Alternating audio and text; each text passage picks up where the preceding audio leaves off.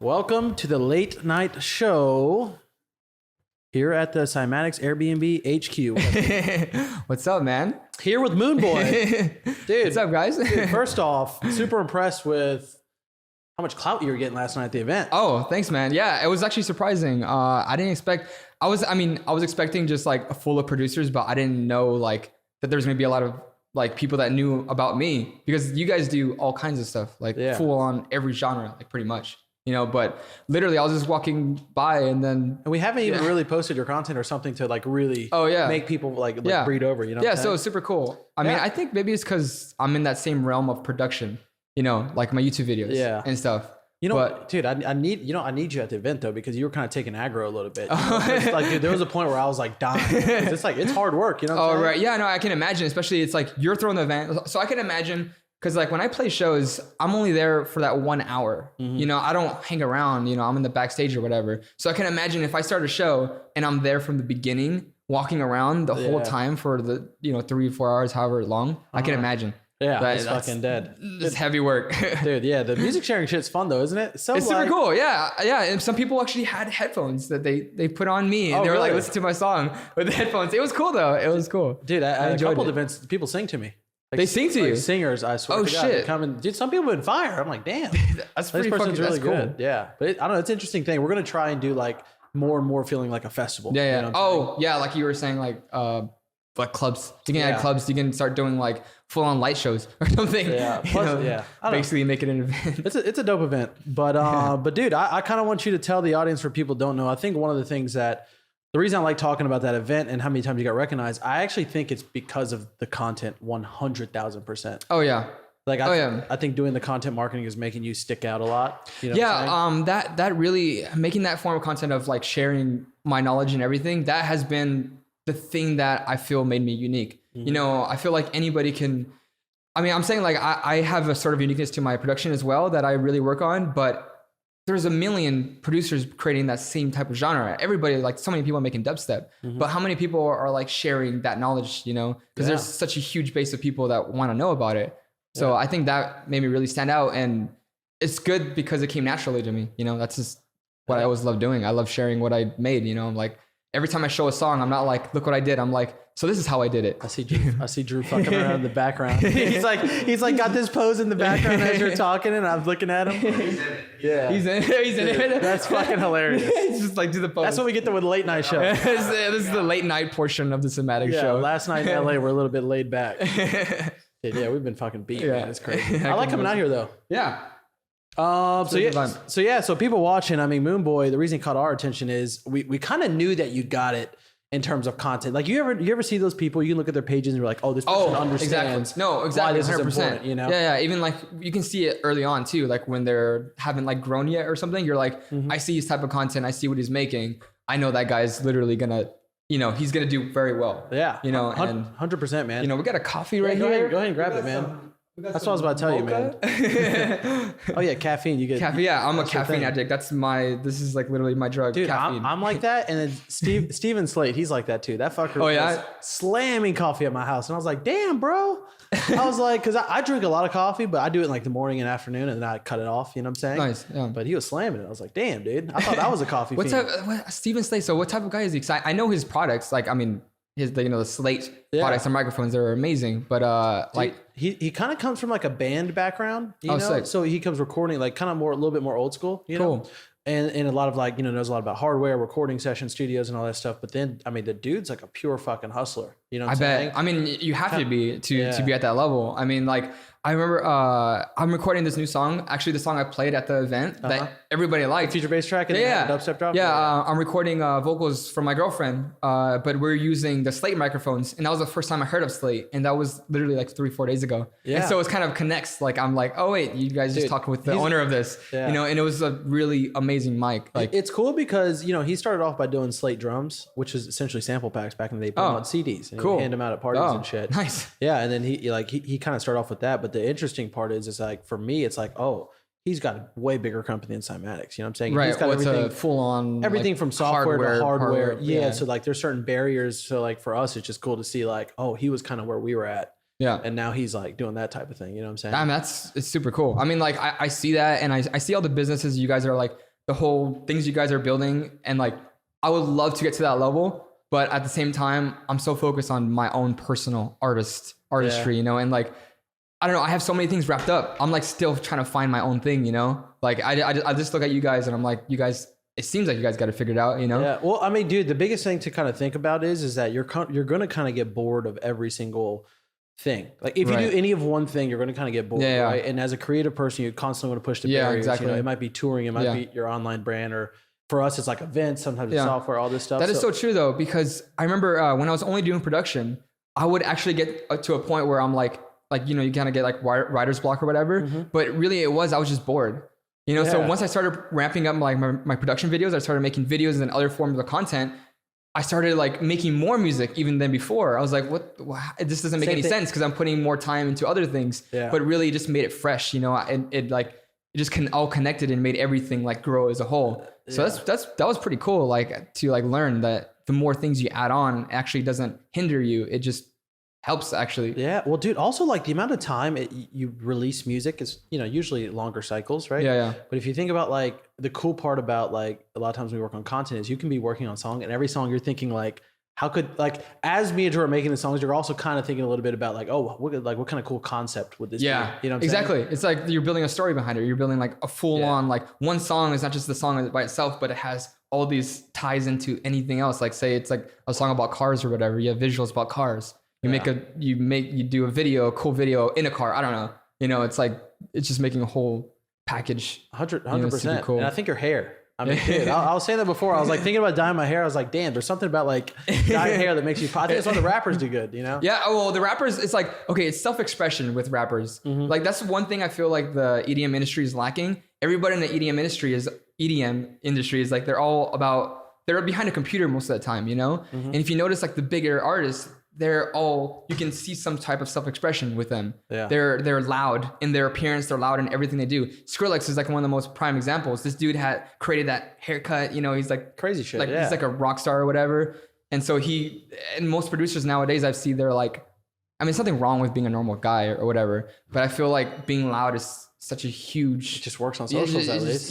It's huge. I mean, even on the street, you know, you see a guy, you just like, you're curious what he does. Dude, look how many face tats fucking people got. Was it hard to get a face tat? Well, where'd you get the face tat? Is there a story behind this? Yeah. Well, okay. So it came after when I started Moonboy, but I wanted something like I always have this mentality of being loud, not just because I know it does well. Like I wasn't even thinking about like, oh, this is gonna help my brand or whatever.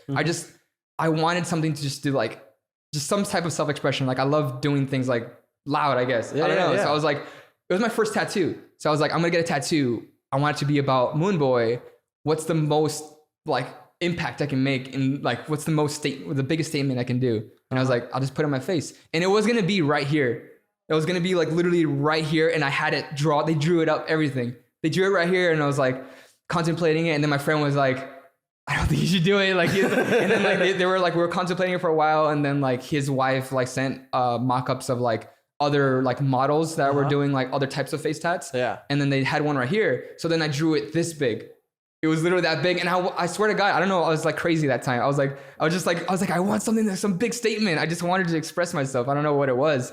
And then they eventually convinced me to do this. And I was like, I'm so glad. I'm so glad I didn't get it that big. I'm so glad. But it was cool because I don't think it would have been that bad right here, because later after I met Diablo, like we got in connection just because of the face tat. Because like he was like, hey, you have a moon tat, and then like I was like, you got a moon tat too, but he got it after me though. So don't get it switched. Does he have it right here? Yeah, he has it right here, Diablo. Yep. So the reason that Lil Pump's producer, Diablo. Yeah, he has it like. Interesting. Yeah, right sometimes there. It looks like a unibrow when people get one right here. Have you yeah. No, I would not do that. No. But yeah, it looked cool. Like the moon's sick. So yeah. Oh, that's dope, man. Yeah, just wanted to be loud, you know.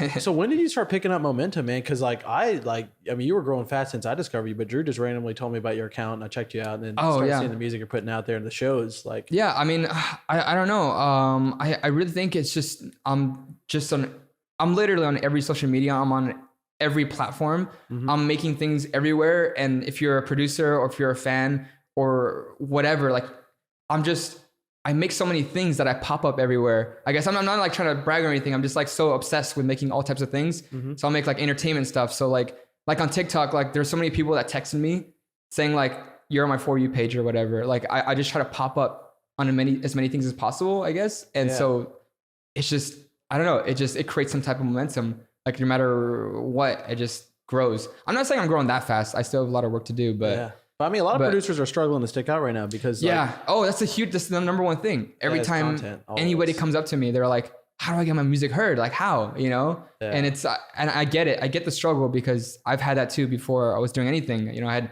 years of just making music and nobody was listening. Nobody cares because everybody's making music, you know? Yeah. But the first thing I noticed was showing the value of a certain song. So like making a story behind it, or like, my story was, I was just showing how to make it. You know, I was like, this is how you make it. And then eventually I got into the entertainment aspect.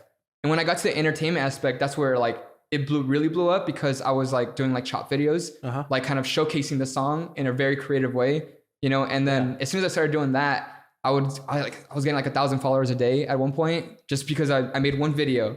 And then over the course of the week, I had like, you know, another 5,000 followers, like growing everywhere from YouTube and Instagram. So it's just like, I feel like the thing is just being creative with how to showcase your music.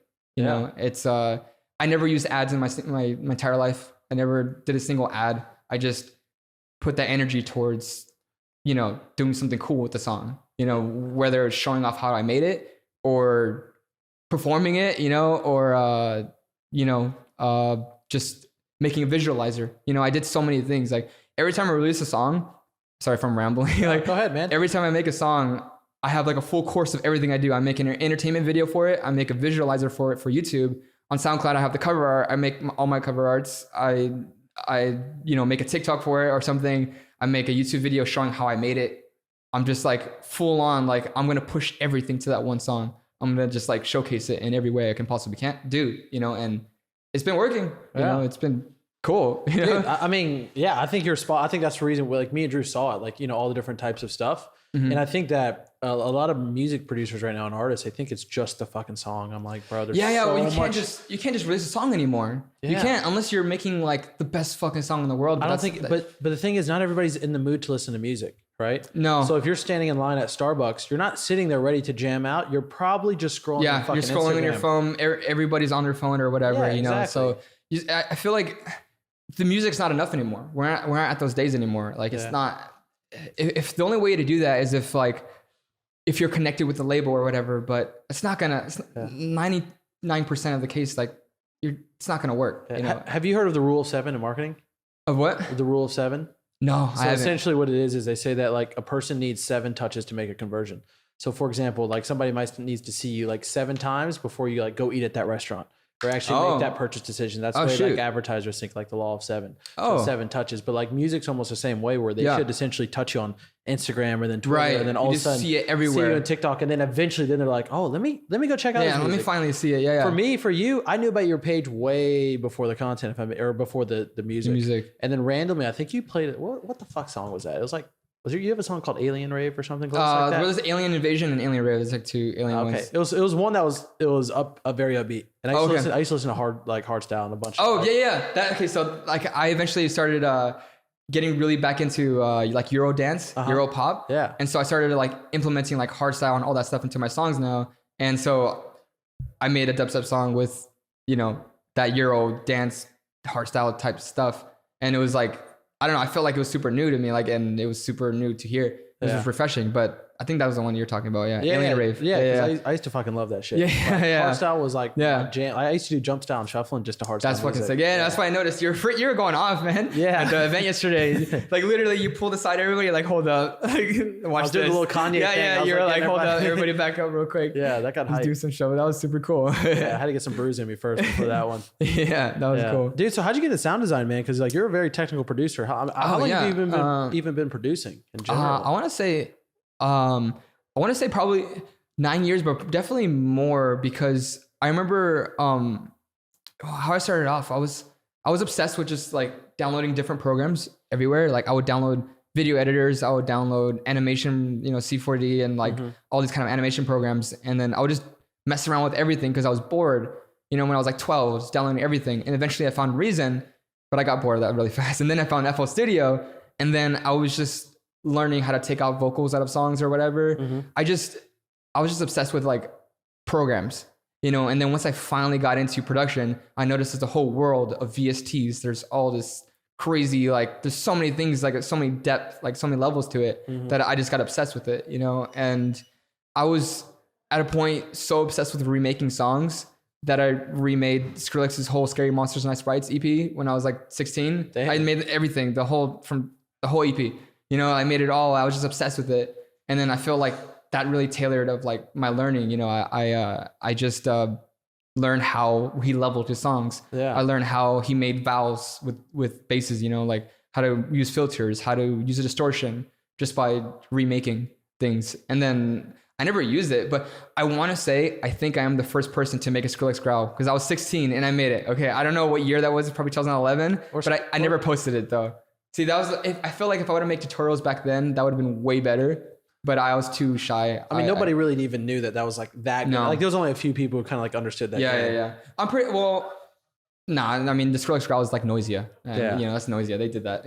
So yeah, no, that's awesome. Yeah, because I think one of the things that make you stand out is honestly your music. So like a lot of YouTubers, for example, they might be great teachers, but sometimes you can tell they don't have their, the music's not quite hitting the right way. You know what I'm saying? Or like, no, not to down or anything, but you can tell a difference between like let's say a touring artist or something because they had to rely so much more on that skill. Right. But it's cool to see you kind of having that, I think, both worlds, you know what I'm saying? Yeah. I mean, it's been very hard to balance the YouTube videos and the touring and being an artist.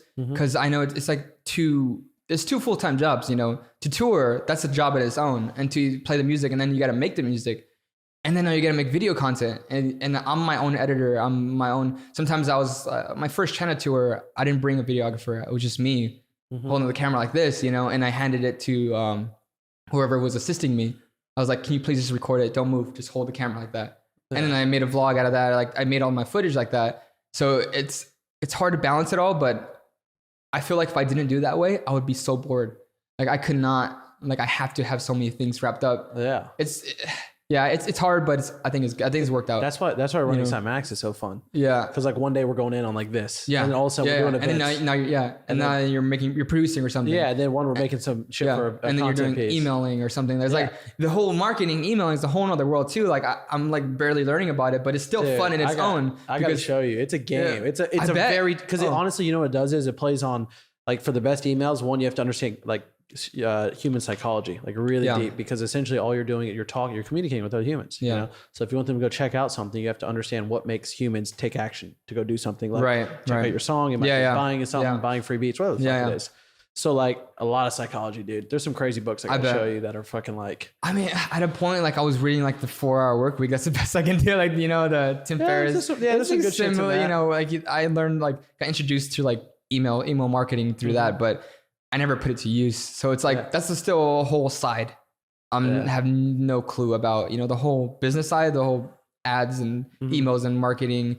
That's the world I really want to get into, you know, but it's, you know, not a lot of people know it, but it's super profitable. I bet. Like, dude, we credit like a lot of the cash to understanding that world. It's like a competitive advantage a little bit, you know?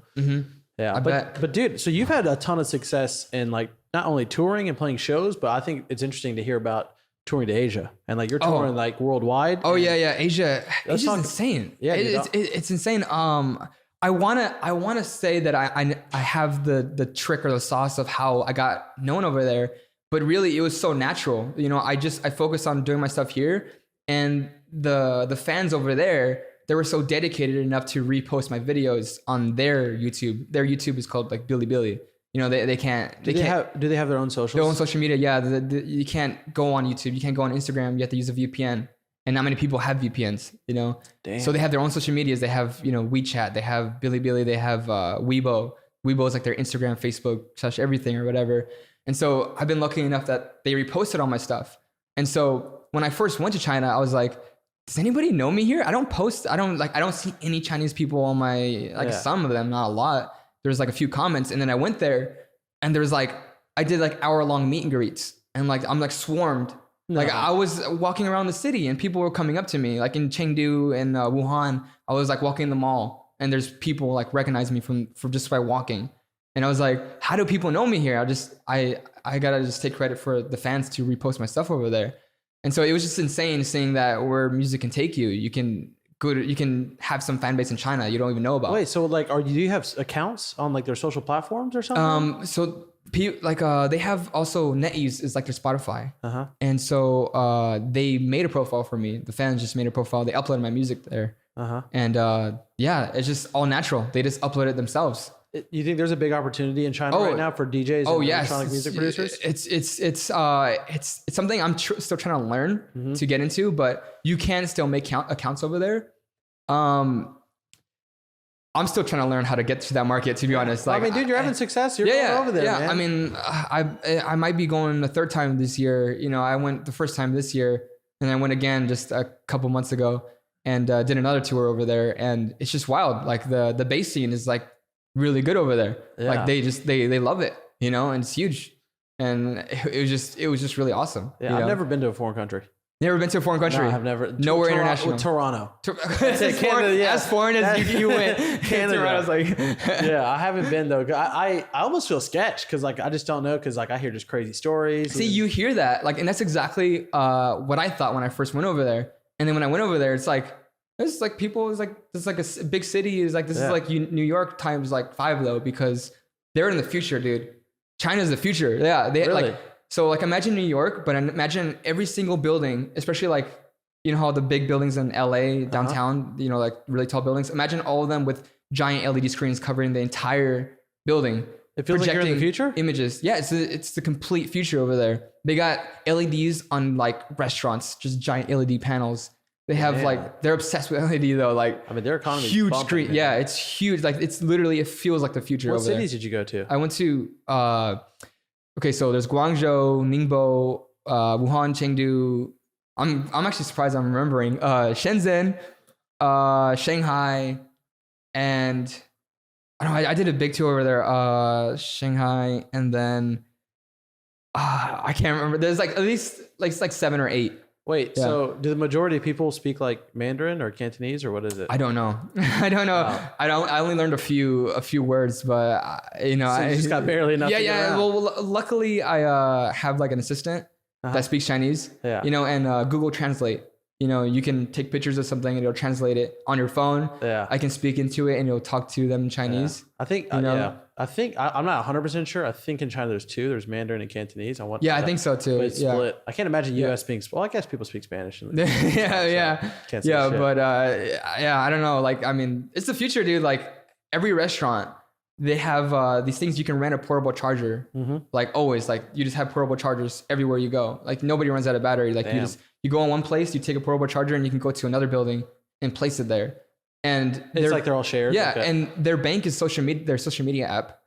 Like their bank where you buy food, you use, so imagine you're using Facebook to buy food at like Chipotle. You know, it's like, that's how it is. Like our Messenger. Really? Yeah, their social media is their bank. Dude, it's so it's so crazy because I feel like at least you see a lot of shit online in terms of different countries, but like I'm so foreign to like what it's like in China. Well, you see the worst of it like online, but really when I went there, everything was good. Like everybody was just.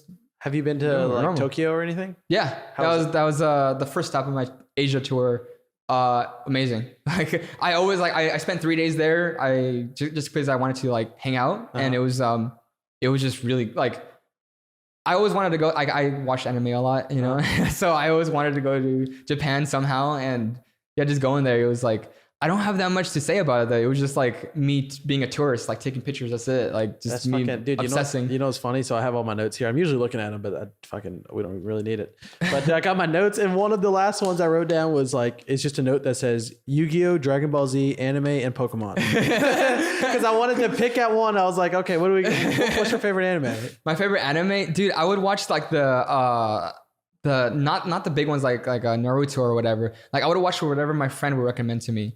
So there would be like, dude, it would be like some weird animes. Like I can't even remember the names of them because I was like 16 or 17. Shoot, like I'm literally blanking. I used to watch a shit ton of anime. Yeah, I know. Like I can't. Dude, like Code Geass is fire. Have you seen Attack on Titan? No, see, bro, slacking. Like, I can say like One Punch Man. You know, One Punch Man's fire though. Yeah, no, it's great. But like I can't like name like fire on top of my head. Jordan put us to shame back here doing the switching. He'll give you a whole list and be like, bro, what about this one? What about this one? He had a legendary Blu-ray collection of oh yeah. Yeah. Of what, Attack on Titan? Or just everything? Oh, everything. Jordan's going, he's got romance animes and shit. No, that's dope though, man. Dude, so when you're playing these shows, is it a good opportunity? You want to talk a little bit about like testing out songs and maybe how playing live has affected your actual music production? Oh, it's been huge. It's been huge. Like it's been like to make a song. There've been times where I would make a song in my hotel and then immediately play it that day, and that's been like the most rewarding feeling I've ever had like in my entire life. Of like, because you make a song, you just like it's just there. But imagine like you just press play in front of like 1,000 people. That's just insane. Yeah. So like that kind of inspiration where like now when I'm making music, I can envision the crowd, and it's a whole. You get that adrenaline again. You get that rush, and you're like you can feel people's reaction. You're like, oh, like it's so inspirational. Gives me so much motivation. So it's really playing shows has really changed it, and I really feel like you get a feel of what the crowd will like react to. Mm-hmm. I mean, I'm doing mostly dubstep, so it doesn't transfer over to like house or whatever. I don't know, but it's been really a huge impact. From me making music before to me like touring and then making music at the same time. You got really good live music, I think, especially playing yesterday.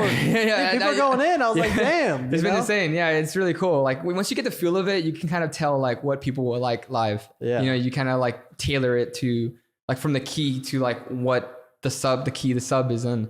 Yeah. You can kind of tell like what works live, and it's been awesome, really. I've been blessed to be able to tour. Like I know not many artists can do that, and I've just been so lucky. How'd you get your first few shows? My first few shows, I remember it's all been the music for the shows, the music, and later on it was like the social media presence. Mm-hmm. But my first show ever was like in Mexico, and this was before I was even doing dubstep. I was doing I was doing whatever. Like I had my friend group at the time. They weren't making anything bass. They were making like house and like Moombahton or stuff like that. Mm-hmm. So I made a Moombahton track. And then because that track started getting big as in like, it's like 30,000. It was like in the scene, it was really well. So like there's like big artists playing it. Yeah. That got me a show in Mexico, so I played in Mexico for the first time. And then, it was the music that really helped me with the shows, like when you're an artist, people want to see you perform that song that you made, Yeah. And so I feel like music helps you get shows, but the other form of content helps you just get known, I suppose. Yeah. Is there a certain time that like should an artist, or would you recommend that somebody kind of go for the content first? What's your thoughts on that? Yeah. Okay. So I've noticed is a big trend where people are like, I'm going to release my album. I'm not going to release until I release my album. I'm like, dude, you need a fan base first, man. Like chill on the album, like release one song and then focus on content, like show why you're unique to people, like be unique or offer help, or like give something. Like you got to give for people want to like. Dude, I think album is so much more like chance because essentially you need to be doing shit fast. Yeah, you can't just. Album slows you down. Yeah, like it's you can do. I've never released an EP or an album. Mm-hmm. I've only released singles, like singles only because people are touring off singles. Yeah. I did my tour, Alien Invasion. I did a freaking nearly half a year tour, like just on one song, like just one song. It's really about building like a world with that one song, I suppose, or really you just gotta make something that affects people, and then you can do an entire tour off it. You can build your whole brand off it. Some people are big because of that one song they did like 5 years ago, and they just built off that, Yeah. So albums are cool, but I don't really believe in it right now. Plus you kind of get like, okay, it's okay if you get only 100 plays on your first song because at least you got a couple people, 50 people, 60 people listen to it, and then they're at least going to potentially check out the next one. So you just build, it's like a snowball effect. Yeah, exactly. And you learn shit on every release. That's I mean, but then again, like, if you're doing it for fun, making music for fun, and you want to release an album, go ahead. Like that's what you're doing, I suppose. And on like a business way, or like, I would suggest like if you have 12 songs, release one every week. That will help you more than releasing all of them at once. Yeah. Yeah, for sure. So dope. Let's you want to transition to some production stuff? I want to talk because I think you're a super like technical producer, Yeah. So when it comes to, well, first off, what you use Ableton, right? Yeah. Do you have any favorite like synth VSTs? I'm sorry, say it again. Like a favorite synth? Well, obviously there's like Serum, but the most I use actually is Operator. So Ableton's built-in synth Operator. Oh, word. Just because I feel like it's built in and it's like always like it's small. You know, I like just compactness. You know, and it's a FM synth. You know, and I just found the sound to be pleasing to me. I like using it. You know, the Ableton's Operator. Oh, also I just got into this program Faceplant.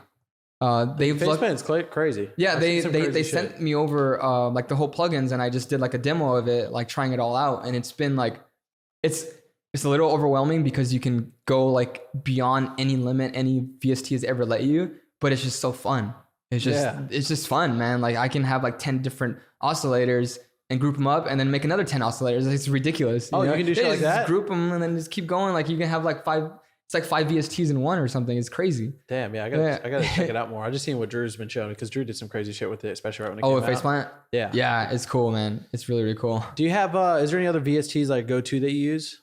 So I use mostly stock, to be honest. Interesting. Yeah, mostly stock. Ableton, like Ableton EQ, all I've been making racks too, like my Ableton racks. Yeah. And I've just been using like combining different stock plugins and just making my own type plugin, you know? Yeah. Like, and dude, no, that's awesome. I don't really need anything else. You know, I've tried using other stuff like, vocal synth and like, you know, stuff for like vocals, like Melodyne and stuff.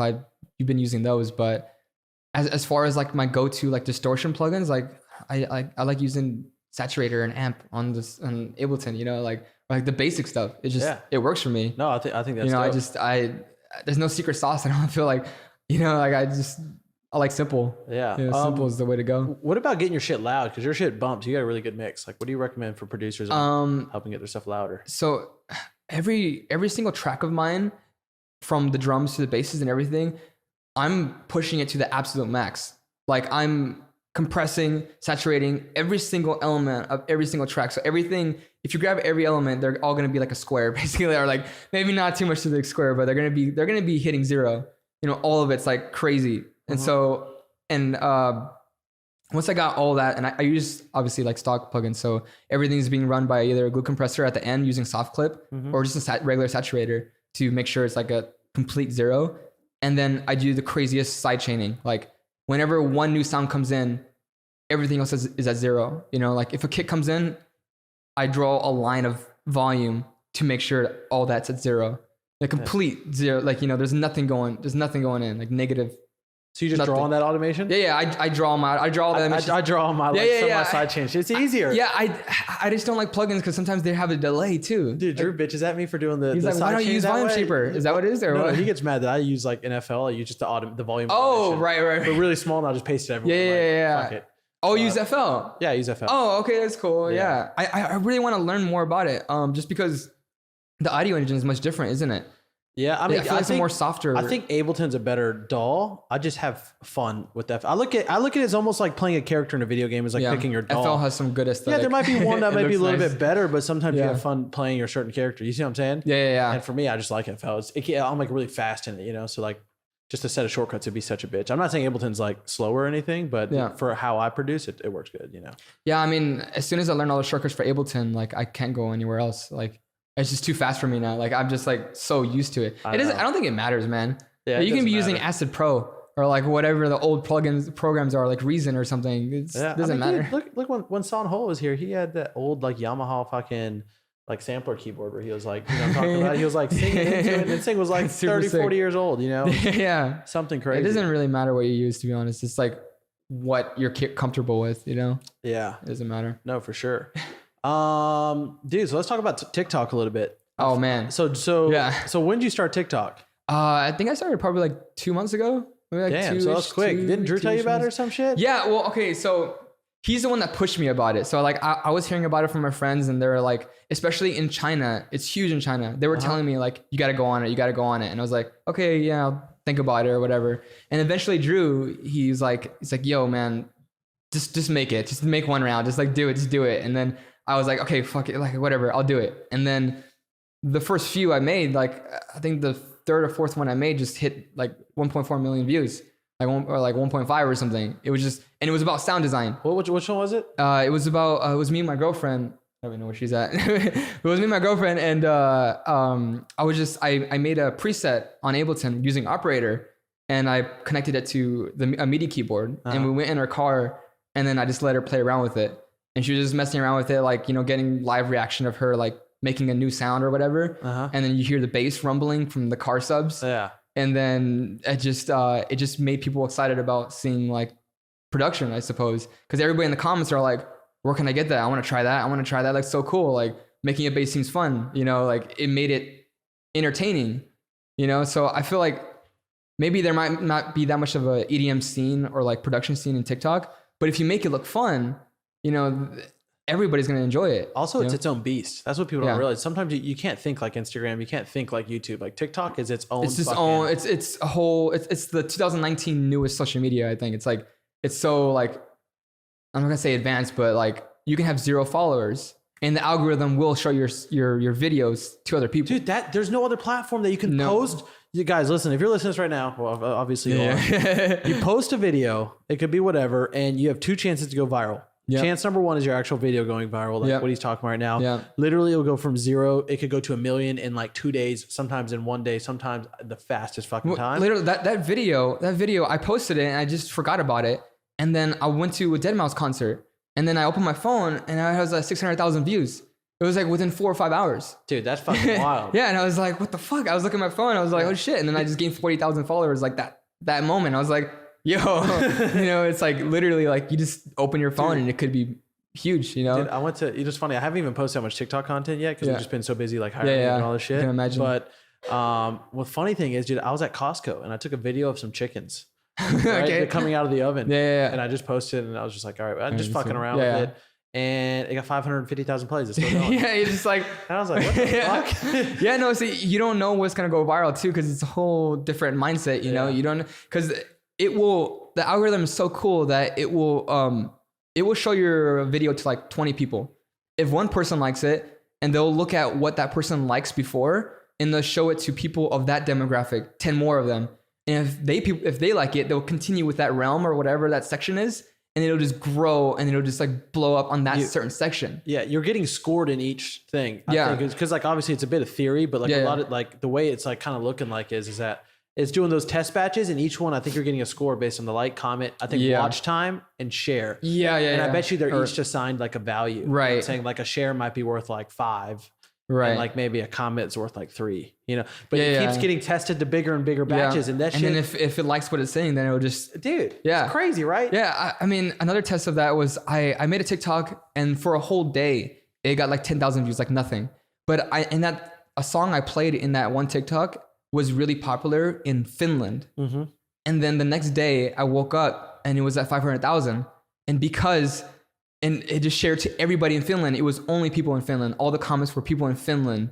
So if the algorithm picks up that people in Finland like it, it'll just only share it to that demographic or that certain section. Drew's hospital video was in Russia going off. I swear. Oh, really? In Russia? Yeah, I don't know why. Like it was going on something like that. He was talking about it, you know? Yeah, it's crazy because it's a worldwide app. Yeah. It's so you got like, it's basically like, imagine you have access to like, what is that? I don't know how many, like over 600,000 active users. Million, 600,000, no, 600 million. 600 million. So like, imagine you have 600 million followers. You can have access to that with TikTok. Yeah, that's crazy. It's all about the content now. It's not about like anything else but the content. It's all about just what you make. You know? But the second thing I totally forgot to say. So the video has the chance, and then you guys, the reason it's crazy is then the audio has a chance of going viral. Right, yeah. The audio of your TikTok. What's so big on TikTok is music. It's a music platform. It was started on Musical.ly, didn't it? Wasn't it? Yeah, it was Musical.ly. It got bought out, yeah. Yeah, so it was all about music. So music, like, if you want to get your song viral, like, TikTok's the way to go. Dude, it's like, tipping Billboard charts single-handedly.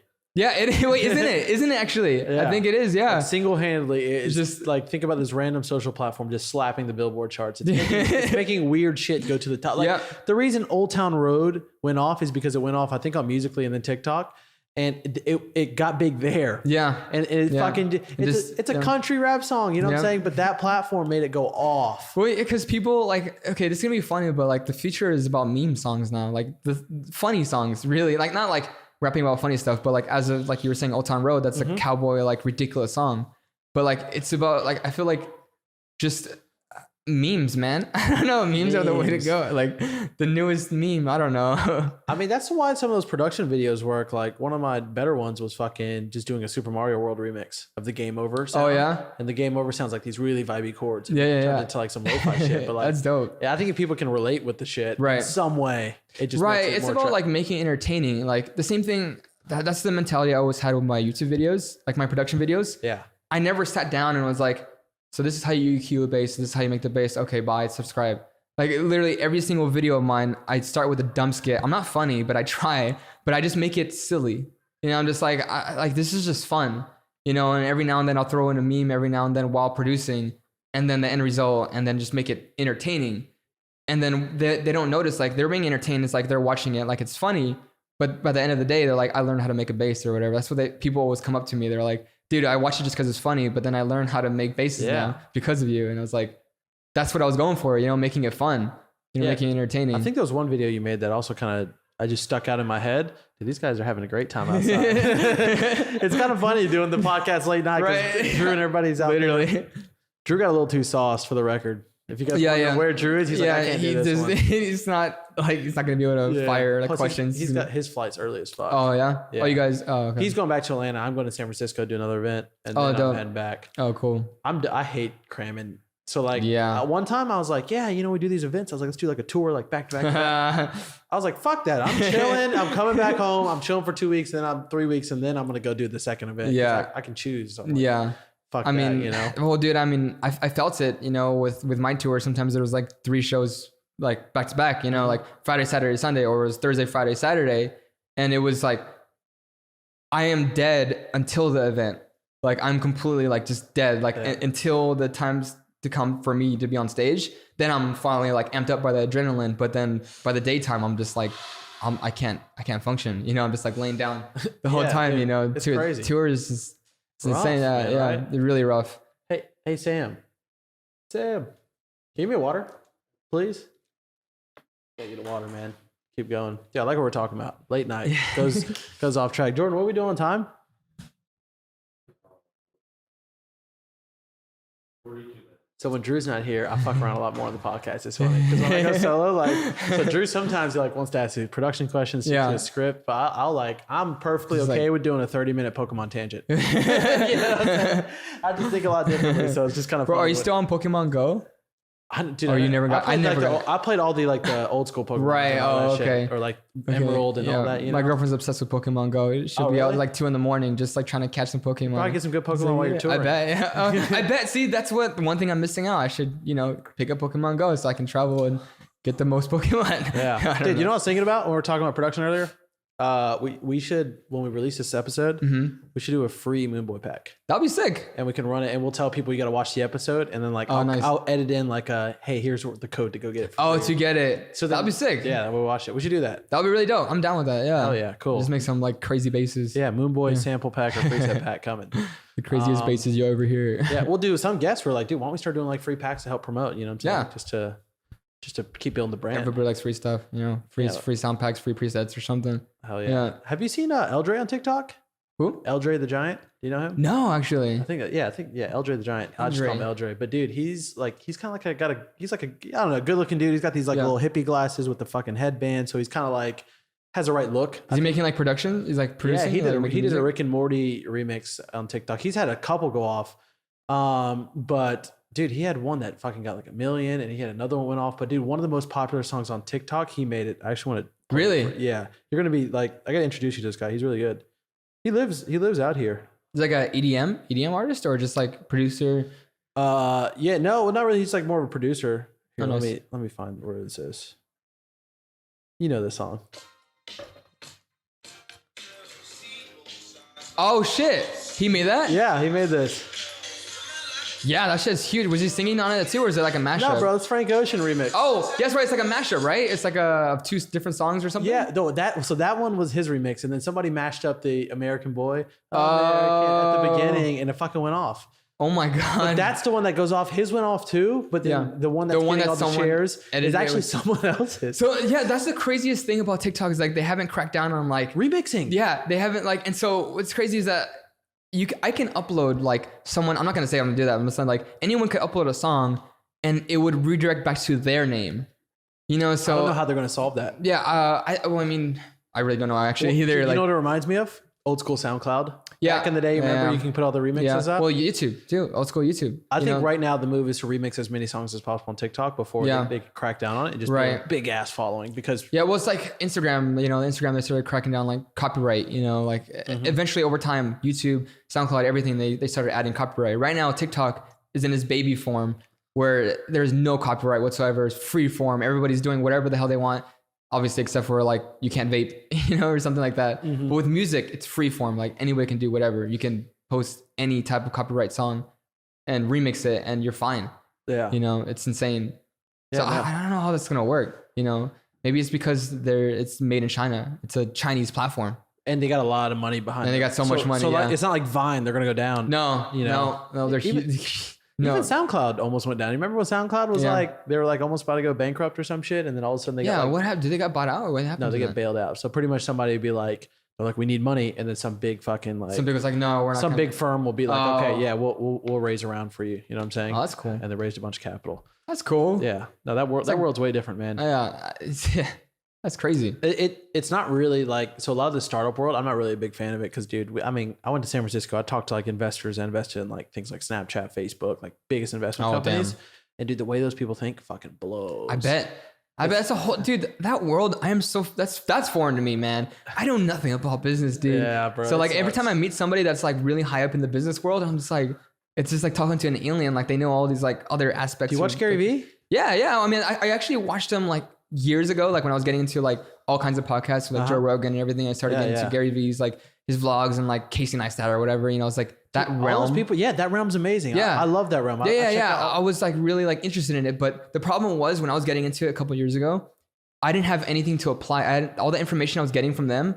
I couldn't apply it to anything because I wasn't doing anything similar to what they were doing. I mean, Gary Vee has some good, like the jab, left hook or something where jab, right hook. Oh, right. Yeah. Where you like, you just keep giving and giving and giving. And then finally, once you've given so much, you can finally like drop that one paid for thing. And everybody would be, they would feel obligated to buy it. We built our company on that whole, that book's concept. That concept is the only thing that like I took from everything, but it's helped me, you know, my YouTube videos, everything I gave up for free, you know, so I guess I did take some stuff from Gary Vee, you know, like, I mean, dude, it's good shit, man. Yeah. I mean, his world too. Like I try to watch his videos and I'm just like, man, I don't know anything about business. It's crazy, but he's very inspiring though. He's a really cool guy. You guys went to go meet up with him too. I was like, recently, man. Yeah. I was like, that's a whole crossover world right there. That's the reason this podcast is a lot, man. It's just because of like that specific reason right there. He was saying to make 4 TikToks a day. That was insane too. But Gary's also, he's like obsessive with like crazy hard work, right? But like his output is insane. Oh yeah. Like if you actually look at his content output, so he's putting out content on LinkedIn, YouTube, right? I mean Instagram, like Twitter. Wasn't how he started? He was posting like a shit ton of videos. He did 1,000 episodes of a wine show. Yeah, called The Wine Library. He's obsessed with output and just consistency. That works, man. That works really. Just throwing stuff out, just consistently being like, you know, keeping throwing things and just like being like obsessive with making stuff and putting it out, you know, because everybody's obsessed with like they want to make quality over quantity. They're like, I want to make that one good song. But I feel like nowadays, if you make 10 songs, it's going to do more for you than that one like song you spent a whole year on or whatever. Dude, a lot of the magic happens in the first fucking 20 minutes sometimes. Like boom, the whole, like a lot of the ideas get laid out so fucking fast. You know what I'm saying? Yeah.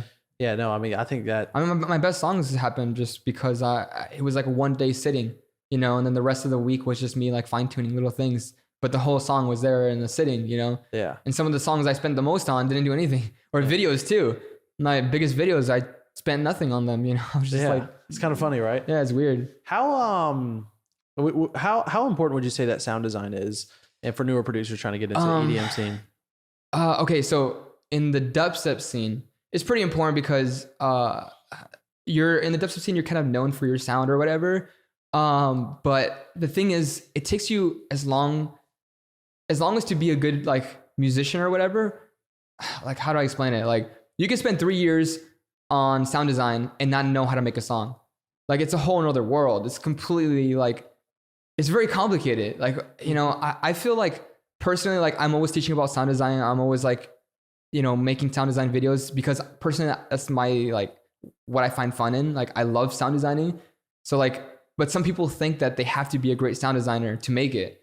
Like, no, you don't. Like I would actually focus on learning how to write music, how to write a drop, how to write all this stuff. You can make, if you're good at writing a song, you can have a regular saw wave and make a whole like viral song, like an amazing song just out of a saw wave, because you know how to make a good rhythm, you know how to like put a melody around it or something, like sound design is important to an extent. It's not everything really. Yeah. It's to me, it's just fun. I just love doing it. It's also like preference. Like, preference. Do you want to produce like that? Yeah. It's all about what kind of genre you want to do. Like, I mean, like the top pop songs don't have any sound design. It's just nothing. I mean, it's like a little bong or whatever, a drum bell or something. And they just pitch up a vocal sample. One vocal sample is the entire melody or whatever. I do that a lot. I chop the fuck out of Yeah. I mean, it's like, I mean, sometimes, I mean, so like some of my biggest songs, like I think I have 3 songs that are my biggest songs. And I made all of them from one sample I made 2 years, like one bass sample I made, I want to say it was like 2018. It's going to be over a year ago. One bass sample I made most of my songs with, it's like, I guess like I found my signature sound and then I just continued with it. Yeah. So yeah, I mean, it's important, but it's not. It's what you're going for, To me, it's fun. So if you're having fun with it, keep going with it. Like in the dubstep scene, it is important though, I think. What's one bit like the biggest mistake you see a lot of new producers that's you think holding them back from like success? Focusing on only one aspect. Like they're not outputting enough. They're not like with the album thing, I'm seeing so many new producers where they're creating all these songs and they're trying to build a giant package of an album when they don't have a following yet. They're focusing on the wrong thing. I think they're not, they're just trying to build this entire album. And I'm just like, I think you should keep putting stuff out, build your brand and build a story behind your name.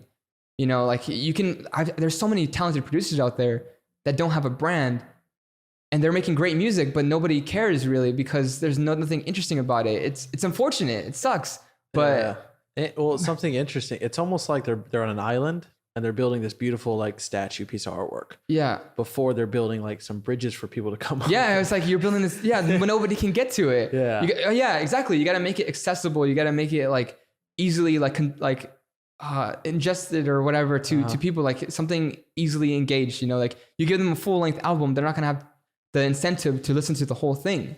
They're not going to, what's their incentive to listen to it? Like, who are you? Like, why should they be interested in you? Like, why would they care? You got to find a reason to make them interested, like find something relatable, or like in my case, I was making entertainment or I was showing how I made the song. That's how people got interested in what I made because I showed them how I did it. And they're like, this sounds cool. And he showed me how to make it. So I want to listen to the final product. And then that's what made them interested. It's just, I think it's just stop caring, like just release the thing and just keep moving forward and make cool stuff. Like just have fun with it and like be entertaining. I know not everybody's an entertainer, but like you got to figure it out some way. But then again, like I didn't start off being an entertainer. Like I was the most shyest person in the freaking world. Like I couldn't talk on camera. Like I was terrible at talking on camera. Like I forced myself because I was like, I either I do it now or I'm never going to do it. So I just like, I spent an entire day. Like I remember like sometimes like, I remember at one point I spent an entire hour doing an intro, just saying like, hey guys, my name is Moonboy. Like for an entire hour, like, no, I didn't say it right. No. Like, dude, you know how many times I've done intros and outros? One time Sam, like when he was recording me for something we needed to shoot, I freestyle everything almost. Yeah. So that's hard, man. I can do all freestyle in every single video. You could be any topic, like come to an event. I can make a whole freestyle video if it's a piece of content about whatever. But that's a skill in its own right there. Yeah. That's a whole Sam skill, saw me man. do it for 10 minutes straight without that's a whole fucking skill, up. He dude. was like, holy shit. Wait, where's your script at? I did so many like, yo, what up videos and all this different shit like for years. And it just taught me like, it's almost like a confidence thing. It is definitely a confidence thing. It's huge. Yeah. It's a huge confidence thing. It's like, part of it's like the skill of like learning what to say or whatever. But I really think it's just being confident in yourself and just like not being afraid to like pause for a second. Like, you know, well, dude, what they don't realize is that like, that's why the podcast is awesome. That's why Drew likes to get on podcasts. He doesn't do like any talking videos because the podcast is essentially like, we're not stuttering or like whatever. It's just our genuine conversation. Yeah, it's just actual conversation. It's not like scripted where you're like, hey guys, so tonight we're, you know, it's like literally like, we're just like, so it's almost just summoning that out of you. That feeling. And once I feel like once you grab a hold of it and get comfortable with it, you can like call upon it at any time. That whole conversation feeling. 100%. I guess it's a skill, I think. Yeah. Dope. That's well, cool. Yo, let's so we're gonna do a couple things here. I'm gonna ask one last question, and I want to do a giveaway.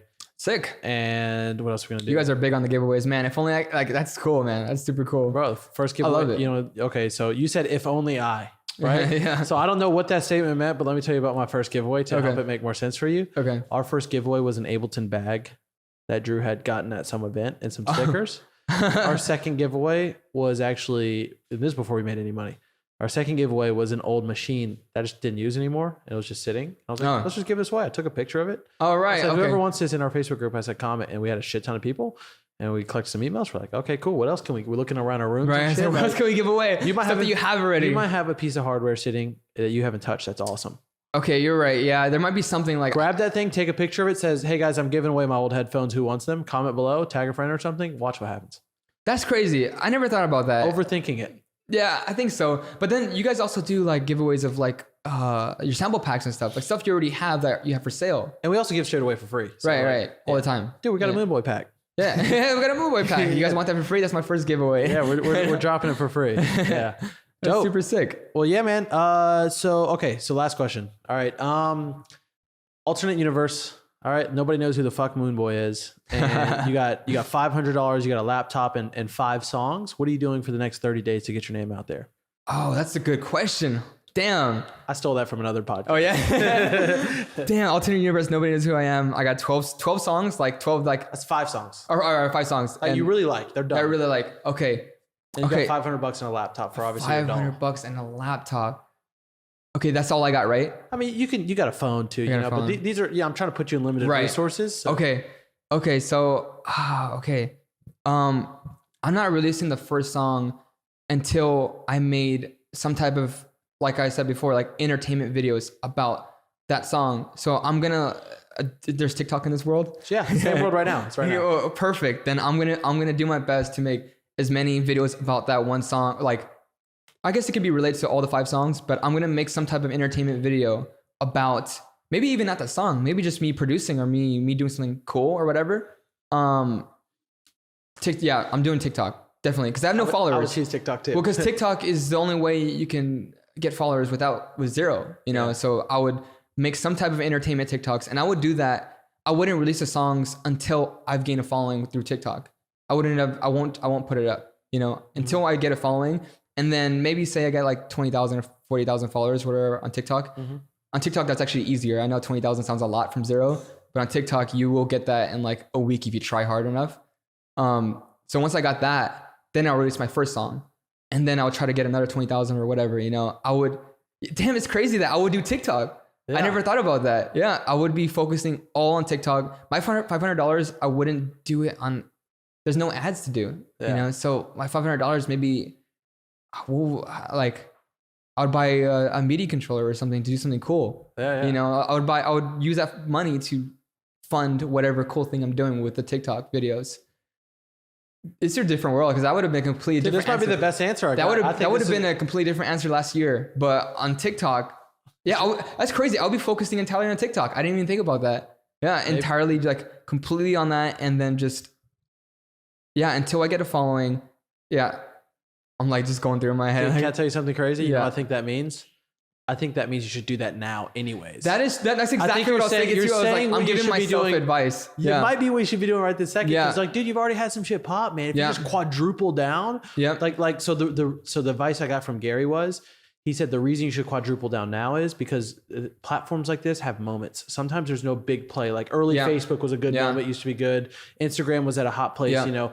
everything starts to shift, and TikTok is having its moment right now. And it's at the moment where you can build on. Yeah, but like a year from now, what if it's like, dude, it might turn to like Instagram, where the only people big right now are people who already have followers. What if it's like, yo, you remember the old TikTok days when you could just go viral? Just like and Gary says you can't get that moment back. No, yeah. And it happens on a pretty long cycle. Like early Twitter used to do that a little bit. Yeah. So like what he was suggesting is that's what he's like, go all in right now. Because you don't want to regret missing the moment. It's crazy that mentality, because I've been thinking that a lot, and I've been like, you know what, I should capitalize on it. And I'm just like, am I really gonna focus all my time on TikToks? Because it sounds ridiculous. Like, I think it's I'm gonna stop like focusing on YouTube videos and everything that worked for me and focus on TikTok. But it's like, you're right. Like, when is that time ever gonna be again? Like, when is there gonna be another platform that just grows anybody? You know, you can be zero, and then in 1 month from now, you can have like 1 million followers on Instagram. There's people that have done that. You know what I believe our moment is? It's actually not TikTok, I believe. There's one thing we're quadrupling down on that I think is the moment. It's fucking text. Oh, right. Yeah, you have to get me on that, dude. I'm telling you, yeah, bro. Like, all my friends are doing it. Borgor's doing it. I'm pretty sure Gassie's doing it. Like, I see like the big names, and they're all grabbing the text platform. I can literally, within 2 seconds, I can like set a pin right where we are right here, and text everybody around this area. Within 100 miles, I could text probably 1,000 people in LA, just LA. That's fucking I could be like, crazy. Come get tacos with me tomorrow. Come get tacos with me tomorrow. Yeah, that's like, dude, that's why the events are getting packed out, because I have the ability to hit up everybody in the area. Right, because I noticed I couldn't find anything about your event. I was like, where is he posting on it? And then I went there. I was like, oh yeah, there's a lot of people here. Yeah, because of the texting. We didn't even share that much. I don't even promote. Think about it. That's insane. That's insane. You can whisper into everybody, and then you can also reply back. Like, the way the platform is made is that you can actually reply back one-on-one to people, and the way they stream the replies in, it makes it manageable for one person to reply back to a lot. I'm not saying we get to everybody, but we're able to hit a lot of people, and it's actually us. People are like, holy shit. Yeah. Dude, some people, like, they'll message, they'll be like, is this a robot or is this actually you guys? And I'll take a goofy selfie, and they'll be like, oh shit. You know, that moment is hilarious. You know, I was actually thinking about that today, because you told me about it yesterday, and I was thinking like, a good way to get numbers as well is making an entertainment video about it, where you're like, text me and then ask me a random dumb question or something, and I'll reply to the dumb questions in a video or something. Like, you ask me any question. Can you do that, right? I'm gonna steal that idea. That's a good idea. Ask me a dumb question or something, and then you reply to them in the video, and then that will incentivize more people to keep texting. I could also do like marketing advice. Like, hey, text me a question. Text me a question, and I'll give you advice, but through the video, not through individual. You do the video, so it incentivizes. Yeah. It makes a cool Instagram piece. Yeah. I've been doing those split videos. Those are kind of like that. Those are pretty cool ideas. So you know what the hard part about this is that community is what's called the platform. It's in beta right now.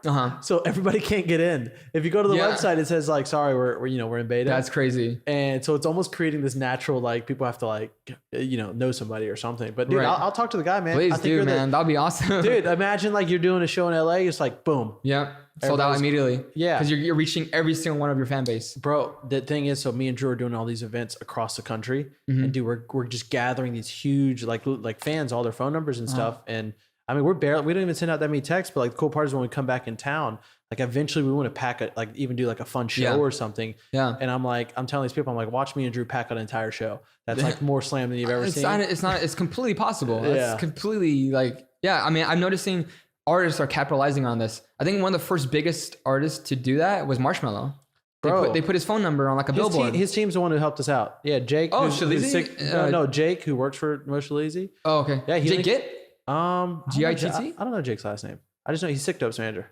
Yeah, Jake Gitt. Yeah, he used to be. I know him because of Ghastly. He's exactly. Yeah. So he's dope, a man. cool guy. Yeah, 100%, man. He's a hard worker, man. I bet. Yeah. That fucker is persistent. He's a good manager because the way he like follows up with me. I work with a lot of managers and some fucking suck. Yeah. But no, Jake's fucking beast, man. I don't know if I pronounced his name Gitt right. I'm sorry if I pronounced it wrong, but he's a cool guy.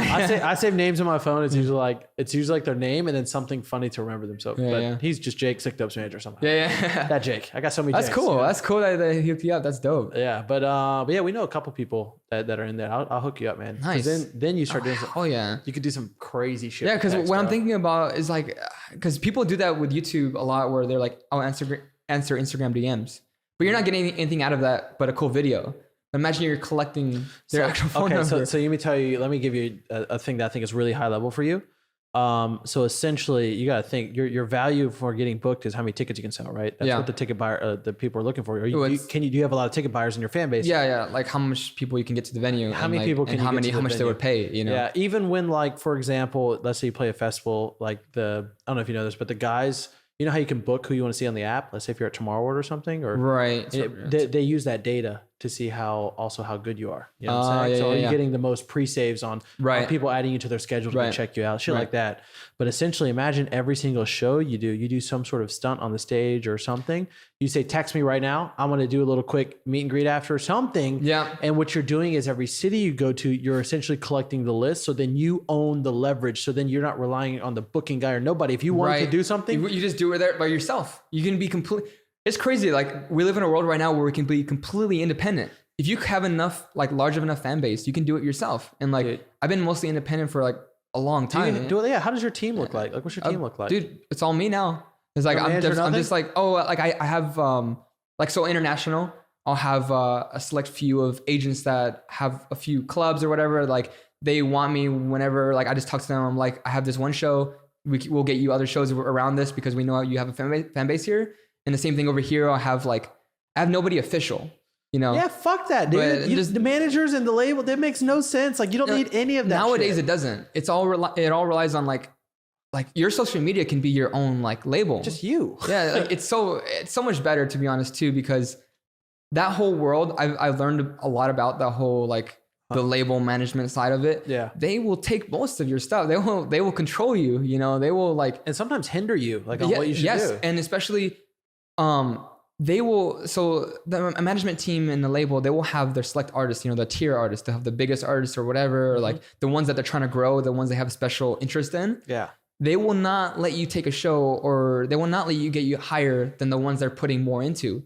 Like, they will not, like, if you say you have a headline show or whatever in LA, they will not let you headline it. They will put the other artists on it or whatever. Like, there's a good side to management or whatever, but sometimes it can really mess with you. Like, if you're trying to, I don't know, I'm trying to be mainstream. You know, if you're trying to be mainstream, like a management, I don't know if it's the best place to be. Unless you get lucky with like Shalizi or whatever, you know. Yeah, obviously there's some man like he's like another level, you know what I'm saying? I'm not gonna even say he probably you guys are fucking idiots. I'm fucking this up, you know. It's like, like, you want to be independent without the But I do think there is something magic right now about the fact that you can pretty much own the whole process, start to finish. It's so cool. And the thing is, like I said, for us, like, you get to go in what directions you want, you know. Like for me, it's cool that, you know, we get to do the sample saying plugins, this little show, we get to make music. Like, we like keeping it to where it's just fun shit that we want to do. You know what I'm saying? Yeah. And when we control it, we don't want somebody telling us what to do. You know? You guys are your own boss, and that's what the fun. That's so fun, man. Like,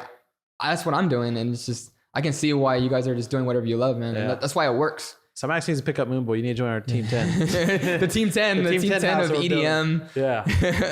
Just got to get a house in the hills. Everybody dropping sample packs, doing crazy. Imagine just 10 producers just dropping sample packs, like, and they all live in one house. The house they're all baller, vlogging or something. Everybody. It's like the Stevie Aoki Playhouse where they're jumping in ballroom pits or whatever. It's like, dude, me and Drew, like, we do try to do so much fun shit when we're out. You know what I'm saying? Like, we try to have, like, dude, I want to start having, like, when we come to these Airbnbs, like, we try to rent the big, nice ones. Yeah. You know? So we have a good time. But, like, even, like, ping pong table, like, fun shit. We usually bring Smash Bros. Yeah. Apparently you forgot that, though. Dude, yeah. Dude, me and Jordan we're usually fucking, like, playing, like, money matches, like, $5 a match or something. And it gets crazy. I bet. Yeah. Well, dope, dude. I guess let's wrap it up. Well, where do you want people to go, man? I think people need to go follow you on social, but you want to go ahead and give plugs for? Yeah, man. Go to my Instagram and YouTube. Instagram and YouTube is that's one place, or those places are like my go-to social medias right there. Like, I post all my content on YouTube, all my music's on YouTube and Instagram. Yeah. And check out my YouTube videos, my production videos. I make so many of them, like, literally. I think not only are you a good example of, like, content, you guys should literally look at his stuff and study it and see the different kind of stuff to get content ideas, but also your actual production tutorials. I mean, I think you're at a completely another level in sound design. Yeah, I'm doing my best. It's just I feel like what I have to offer amongst other production tutorial people is that I'm making it, like, short form, like, quick and easy to ingest. You know, you can easily see what I'm doing. I show the highlights. I don't like. I noticed, like, a lot of the production tutorials, sometimes they're, like, boring. Sometimes they're, like, really focusing on, like, unnecessary things, or bullshit, over explaining certain things. I'm like, just show me how to do it. You know. And that's, I grew up on like that side of the YouTube where all the tutorials were so technical. And I was like, I want to show how fun it is. I just want to show that it's fun to make music, and easy. You just gotta, Yeah. 100%. Dope. Well, last thing I forgot to do it. We're going to end this off with a giveaway. So all you got to do is we're going to give away 5 $100 Cymatics gift cards. Damn. Just comment below what your favorite story was, advice tip, whatever it is that was in this episode. And just comment below on the YouTube video, and you can timestamp it as well. That helps us find the clips for Instagram and all that kind of great stuff. Nice. But bam, another episode in the bag. Thank you, man. That was fire. Thank you, dude. Thank you for having me, man. It's really great to finally meet you as well. Thanks, bro. Hell yeah, man. Of course.